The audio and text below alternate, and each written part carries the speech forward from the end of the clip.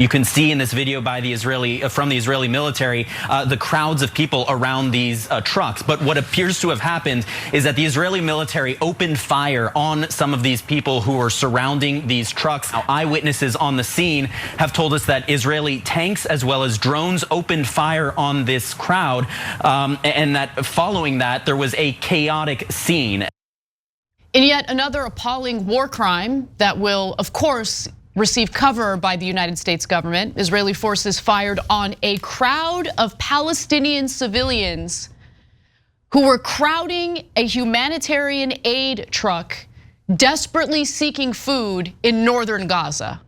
Now, it's important to keep in mind that we are talking about northern Gaza, which has effectively been cut off from any humanitarian aid. We're talking about people who did not evacuate to the south. Humanitarian aid organizations have had a lot of difficulty reaching them. And since they swarmed the humanitarian aid truck, the IDF took it as an opportunity to fire at them, killing hundreds of people. Now, the death toll is very likely to change, but more than 100 people have been reported killed as a result of this. The death toll in Gaza is believed to have surpassed 30,000 people at this point. Now, Israeli officials acknowledged that troops opened fire, saying they did so after the crowd approached in a threatening way. The officials insisted on anonymity to give details about what happened after the military said in a statement that dozens were killed and injured from pushing, trampling, and being run over by the trucks. So the IDF and the Israeli government would have you believe that no, we didn't shoot at them. Yes, these bullet-riddled bodies laying on the floor do exist, but that wasn't us. It was the trampling that caused these deaths. Complete and utter BS.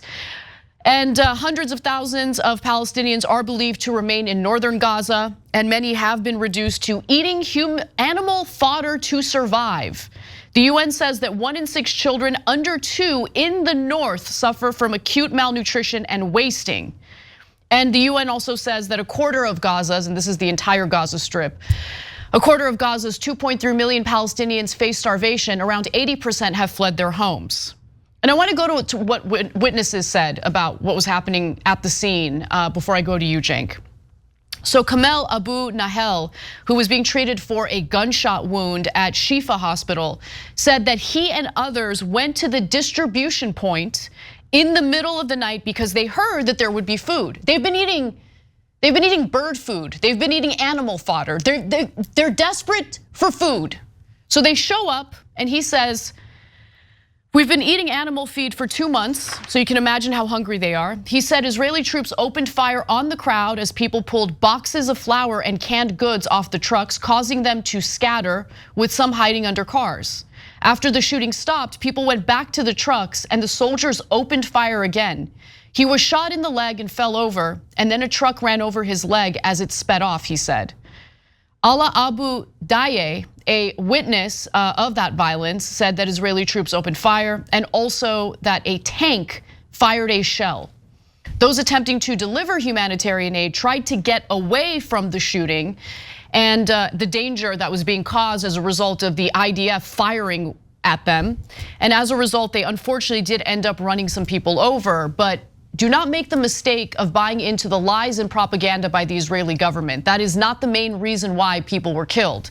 In fact, Jeremy Diamond at CNN, who's done some excellent reporting on the ground, has a report that I want to share with you all in regard to this episode. Let's watch. Our eyewitnesses on the ground indicate that it was the Israeli gunfire that prompted some of those trucks to flee the scene and in the process run over some of these individuals. But we are still working to gather additional details. The Israeli military says for its part that the incident is under review, and they are also saying in a statement that Gazan residents surrounded the trucks, looted the supplies being delivered, and that during the incident, dozens of Gazans, they say, were injured as a result of pushing and trampling. This was clearly more than just pushing and trampling, and we have eyewitnesses making very clear that the Israeli military did indeed open fire on these individuals. So desperate people seeking flour, anything, any sustenance, considering the fact that they have been left to starve to death. And as they're swarming the humanitarian aid convoy, the trucks, they get fired at by the IDF. So who are the animals? Yeah. Who are the animals, Cenk? Who are the animals? Because I'm getting real sick of people on social media referring to Palestinian civilians as animals. Because every story that we've covered, everything that we've investigated and looked into, does not really show Palestinians behaving as animals. It shows the IDF behaving as animals. People who feel real good about themselves, shooting their weapons at desperate people as they swarm a humanitarian aid truck. Anyway, sorry, go ahead. So latest numbers are 112 dead, 760 injured. 576,000 Palestinians are now starving. And this is what starving looks like. Now, the Israelis say, or it's confirmed by international news outlets like CNN, that the Israelis fired from the tanks and from drones. And they said they were worried about their troops. Where were the troops? Inside the tanks? They weren't in the drones. So the guys that were inside tanks were slightly concerned, I guess, about this is the best case scenario for Israel that I'm laying out, about their safety within the tank. So they murdered 112 people at least. And when you started firing into the crowd, what did you think was going to happen? Other than the slaughter from your bullets, that hungry, desperate crowd, of course, was going to panic when you started spraying the place with bullets, and the trucks were going to panic. And you knew that that would also create a stampede. And the drones, how about the drones? Were the drones afraid that that their hardware or plastic was going to get attacked? So somehow they were going to jump up and grab a drone with no one inside of it? And why would that be a concern? Why are you murdering people with drones when you actually see them and you see that they are not at all fighters and they are people desperate for food, and Israel murders them? So if that breaks your heart, good, you still have one. You still have one, good. If you say it breaks your heart to hear me say it, as opposed to the fact that Israel is actually doing it and actually murdering those people, then there's something wrong with you. You think, I don't care about those people, I don't view Palestine. You have to admit it. If you don't think that it's that big a deal and that Israel is right, especially in this instance, if you think Israel's right and you trust your beloved terrorist IDF, and you look at them murdering those people in cold blood as they're starving them, as they're keeping them in a ghetto and a camp. And you look at that and go, no, the problem is people reporting that fact. It's not the fact, the problem is not us doing it. Our beloved democracy ally Israel. Is this what a democracy looks like? Is this what an ally looks like? Is this what decency or morality looks like? This is now one of the sickest governments in the whole world. In my whole lifetime, I've never seen slaughter like this on live television. Yeah, I know this Bashar al-Assad, Kim Jong-un, Saddam Hussein, etc., have done terrible things. But these are being televised, brothers and sisters. So you could say, hey, well, that doesn't. And defended by our government. That's the important thing to remember. Because I don't remember the US government defending the chemical weapons attacks that Bashar al-Assad was doing. In fact, we bombed Bashar al-Assad. We bombed Saddam Hussein. We threatened to bomb Kim Jong-un. We applaud Israel and give them money. And weapons. Right now, the Senate already passed a bill to send $14 billion for more slaughter.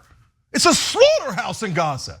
Every day that we delay, the IDF murders more Palestinians.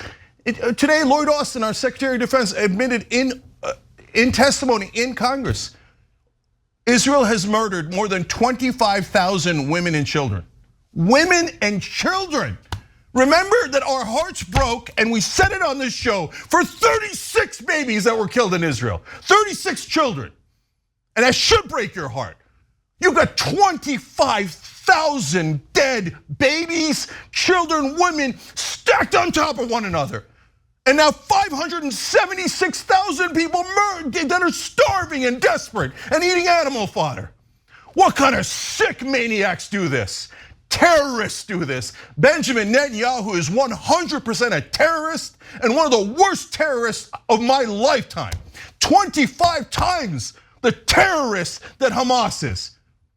Definitely a terrorist. Don't give me this nonsense that, oh, when Arabs do it or when Muslims do it and when the powerless do it, they're no good scumbag terrorists. But when a state does it, a so-called ally does it, and they do it 25, 30 times worse. No, angels. They had to do it. No, you cannot be in favor of this. If you're in favor of this, you have lost your soul. You have lost your morality. You have lost decency. The IDF now is the largest terrorist organization in the world. If you say, oh no, that's not fair, we were just murdering 30,000 of them and starving them and humiliating them and shooting them with drones and treating them like animals. But you don't get to call us names. You don't get to call us names. No, I do get to call you names. Israel's one of the worst governments on earth right now. And if you care about Israel, and I think people are so blinded by their bias. But if you say the Palestinians, who gives a goddamn about them? Murder them. Who cares about the Palestinians? We have a right to defend ourselves. Get the hell out of here. That defense ended months and months and months ago. This is just brutality and savagery. So if it breaks your heart to hear the truth, good, do something about it. And so if you don't mind murdering Palestinians and treating them like animals, how about Israel? Listen, you fools, you utter fools, the right-wing government of Israel, our stupid monsters in our Congress. Do you not understand? We are all seeing this. Your lies about how Israel has to do it, no one believes it. No one, other than the propaganda-filled, bias-filled heads in Washington. The rest of us look at it, and what do you think's happening? What do you think the world thinks about Israel now? Do you not get it, you schmucks? You unbelievable idiots.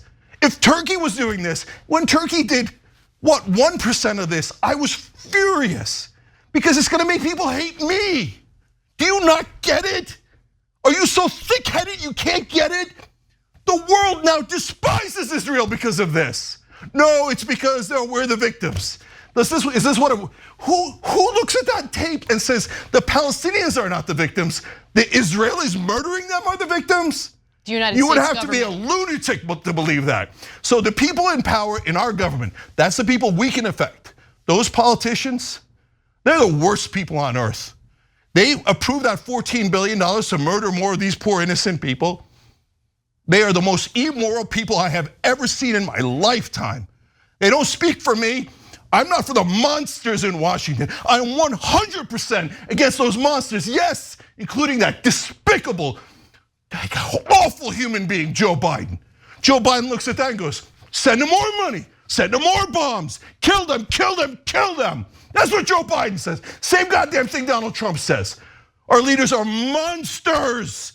And you think, you idiots, you think you're helping Israel? You're getting the whole world to despise Israel. You morons. You've done so much damage to Palestinians and to Israelis. But keep murdering and see if you can murder your way out of this. Outrageous. If your heart doesn't break, you don't have one.